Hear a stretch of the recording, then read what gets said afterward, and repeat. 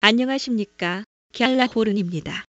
유로 달러 통화상은 강한 상승세 뒤에 잠시 숨고르기에 들어가며 다음 행보를 준비하는 모습입니다. 이달 초 일간 차트의 20일 이동평균선과 120일 지수 이동평균선을 단숨에 뛰어넘고 볼린저 밴드 상단을 따라 상승하던 유로 달러는 밴드 안에서 상승 각도를 줄이는 가운데 추가 상승과 조정 중 어느 쪽으로 발걸음을 향할지 생각 중인 모습을 보이고 있습니다. 1.02 초반에서 1.09대까지 단번에 상승한 유로는 일단 다음 발걸음을 위한 동력 축적에 들어갈 것으로 보입니다. 1.0229를 피보나치 되돌림의 시작점으로 봤을 때 23.6% 되돌림 지점은 1.0780대입니다. 현재 20일 이동평균선은 1.0750대에 있어 앞으로 유로의 단기적 흐름을 짐작하는데 참고할 필요가 있겠습니다. 유로는 4시간 차트에서 비추세 구간에 접어들면서 볼린저 밴드 상단과 하단 사이를 오가고 있습니다. 20일 이동평균선 부근에 놓여있는 유로는 단기적 하락 추세에 접어들 것으로 보이는데 일단 4시간 차트의 120일 지수 이동평균선이 있는 1.0750 부근까지 조정을 받는 경우를 염두에 둬야겠습니다. 피보나치 되돌림 38.2%는 120일 지수 이동평균선 아래에 있는 1.0677 부근에 있어 이에 대한 대비도 필요하겠습니다. 미 연방준비제도 연준은 시장의 예상대로 3월 FOMC 정례회의에서 기준금리를 동결했습니다. 이로써 미국의 기준금리인 연방기금금리는 최고 4.5%를 유지했습니다. 제롬 파월 연준 의장은 지금은 더 명확해질 때까지 기다려야 할 때라고 설명했습니다.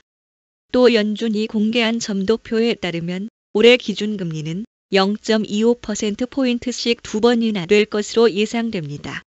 기존 연준의 입장에 변화가 없는 것입니다.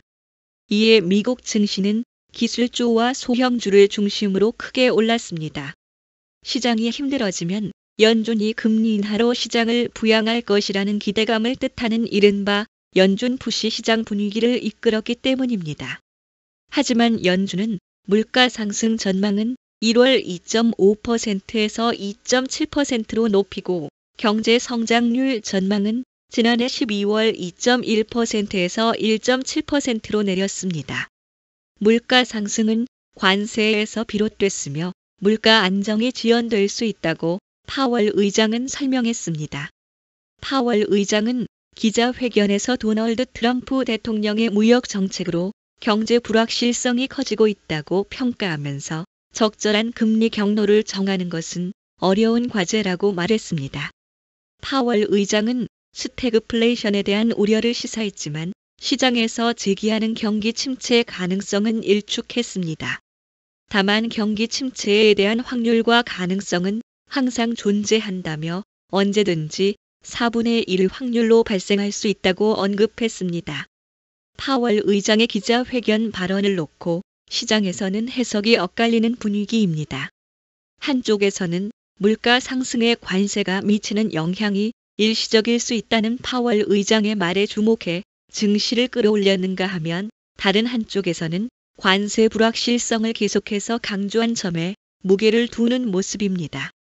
트레이딩 플랫폼 이토로의 브레켄웰은 CNBC에 오늘의 핵심 단어는 불확실성이 될 수도 있다며 연준이 올해 인플레이션 전망을 3개월 전보다 높게 보면서도 왜 2025년에 금리를 2차례 인하할 계획인지 의문을 제기하는 투자자들이 있을 것이라고 분석했습니다.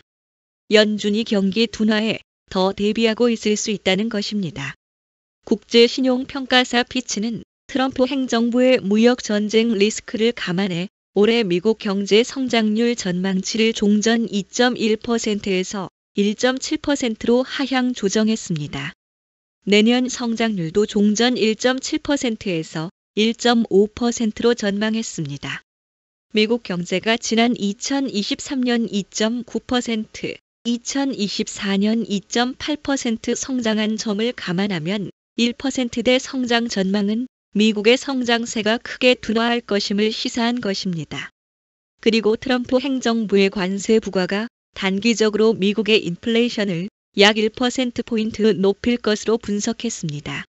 한편 독일 하원 의회는 앞으로 10년 동안 1조 유로, 한화 약 1,590조 원 이상의 국방 인프라 지출안을 승인했습니다. 차기 총리인 프리드리히 메르츠는 막대한 재정 지출안에 대한 지지를 호소하며 유로존 최대 경제국 독일이 돌아왔다고 선언했습니다. 이번 결정으로 독일의 대규모 국방비 지출 계획에 있어 차입 규제 상한선이 없어졌는데 독일 언론들은 전례를 찾기 힘든 대규모 재정안에 대해 토익스 라지 사이즈의 현금 바주카포라고 불렀습니다.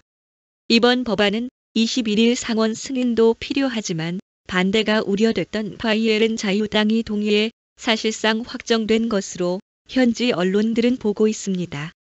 독일은 국방력 강화뿐 아니라 수십 년간의 재정적 보수주의를 버리고 쏘아 올린 재정 바주카포를 통해 침체에 빠진 경제를 되살릴 수 있다는 기대감이 큰 것으로 전해지고 있습니다. 도이체방크의 로빈 윙클러 수석 독일 이코노미스트는 역사적 재정 체제 전환으로 독일 통일 이후 가장 큰 변화라고 평가했습니다. 건설 부문은 낙후한 독일의 인프라를 정비하기 위한 기금의 지원을 기대할 수 있으며 방위 산업도 혜택을 볼 것이란 전망이 제기되고 있습니다.